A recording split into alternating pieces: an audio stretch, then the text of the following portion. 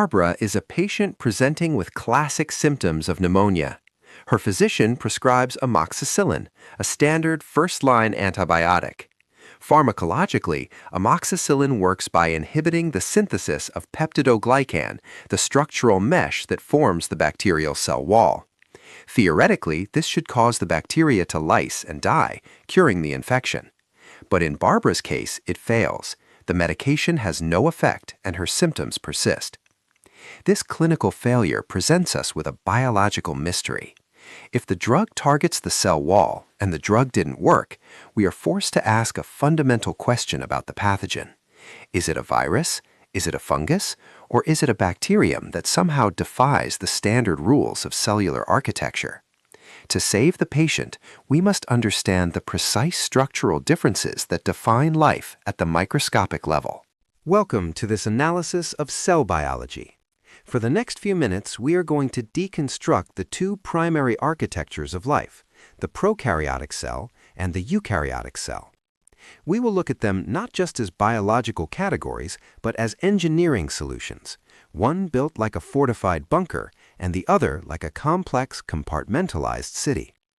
By understanding these structures, we will understand how we treat disease, how life evolved, and eventually, why the treatment failed Barbara. Let us begin with the prokaryote.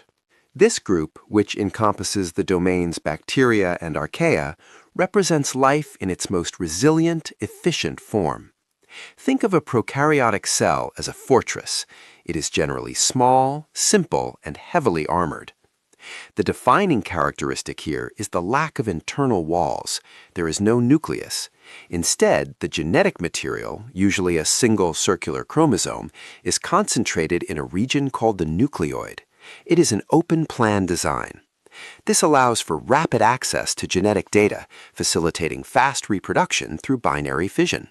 But the true engineering marvel of the prokaryote is its exterior defenses, specifically the cell envelope.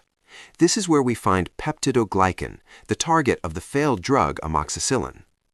Peptidoglycan is a polymer unique to bacteria. It is composed of long chains of alternating molecules, AAN and AAG, cross-linked by peptide bridges. This mesh gives the cell immense tensile strength, protecting it from osmotic pressure. In biotechnology and diagnostics, the structure of this wall is how we classify bacteria using the Gram stain. Gram-positive bacteria have a massive, thick layer of peptidoglycan embedded with teichoic acids. Gram-negative bacteria, however, are more complex. They have a thin layer of peptidoglycan, but they are surrounded by a second outer membrane.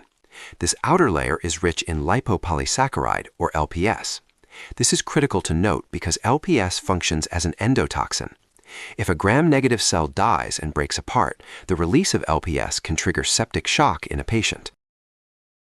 Beyond the wall, these cellular fortresses have other survival mechanisms. Some species, like those in the genus Bacillus or Clostridium, can package their genome into an endospore.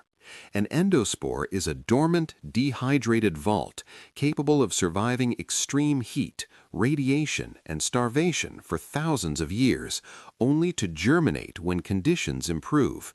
It is the ultimate survival strategy. Now, let us shift our focus to the second architecture, the eukaryote. This domain includes animals, plants, fungi, and protists. If the prokaryote is a fortress, the eukaryotic cell is a modern metropolis. It is significantly larger, often 10 to 100 times the size of a prokaryote. Because of this massive increase in volume, the simple diffusion that works for bacteria is insufficient. The eukaryotic cell requires a logistics network. We call this the endomembrane system. It is a series of membrane-bound organelles that compartmentalize cellular functions. At the center of this city is the nucleus, a double membrane vault that houses multiple linear chromosomes wrapped around histone proteins. This is the command center. From here, instructions in the form of RNA are sent to the endoplasmic reticulum, or ER. The rough ER is studded with ribosomes, the machines of protein synthesis. Here, proteins destined for the cell membrane or export are synthesized. They are then packaged into transport vesicles and shipped to the Golgi apparatus. The Golgi acts as the distribution center, modifying proteins, adding carbohydrate tags, and sorting them for their final destination.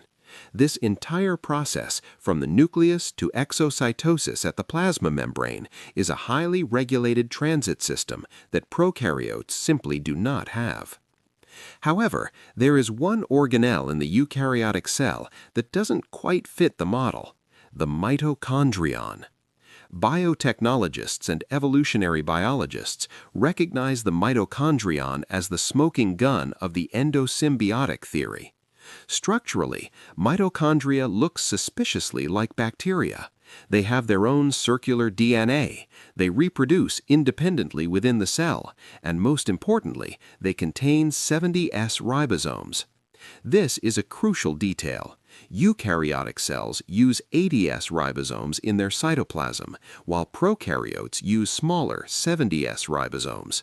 The fact that mitochondria use bacterial-style 70S ribosomes suggests that billions of years ago, a large eukaryotic ancestor engulfed a bacterium and, instead of digesting it, formed a symbiotic relationship. This is why we must be careful with antibiotics. Drugs that target the 70S ribosomes of bacteria can sometimes cross-react with the 70S ribosomes in our own mitochondria, causing toxicity. We also see profound differences in motility. While eukaryotic cells might use flexible whipping flagella powered by ATP, bacteria use a rigid rotating flagellum that functions like a boat propeller. They navigate their environment using a run-and-tumble mechanic. By rotating the flagella counterclockwise, they bundle together to run forward. By rotating clockwise, the bundle falls apart and the cell tumbles to reorient. It is a primitive but effective navigation system toward chemical attractants. So we have the fortress and the city. We have the peptidoglycan walls and the endomembrane systems. How does this resolve the mystery of our patient, Barbara? Recall that amoxicillin failed to treat her pneumonia. We know amoxicillin attacks peptidoglycan. We also know that eukaryotic cells, like fungi, have cell walls made of chitin, not peptidoglycan. But the clinical picture didn't fit a fungal infection. The answer lies in a unique bacterial anomaly. The causative agent was Mycoplasma pneumoniae. Mycoplasma is a genus of bacteria that does not possess a cell wall. It has no peptidoglycan layer at all. Instead, it relies on sterols derived from the host to maintain membrane stability. Because it lacks the target structure, amoxicillin is completely ineffective. It's like trying to break down a fortress wall that isn't there. Once the physician understood this structural exception, the treatment plan changed. Barbara was switched to azithromycin. This antibiotic does not target the cell wall. Instead, it targets the protein synthesis machinery, specifically the bacterial ribosome. Since mycoplasma still needs to make proteins, the drug worked and the infection cleared. This case illustrates the central tenet of biotechnology and microbiology. Structure dictates function, and structure dictates susceptibility. Whether we are engineering new drugs, diagnosing complex infections, or simply studying the evolution of life, we must always look closely at the molecular architecture of the cell. From the resilient endospore to the complex Golgi apparatus, these invisible mechanisms control the fate of every living organism.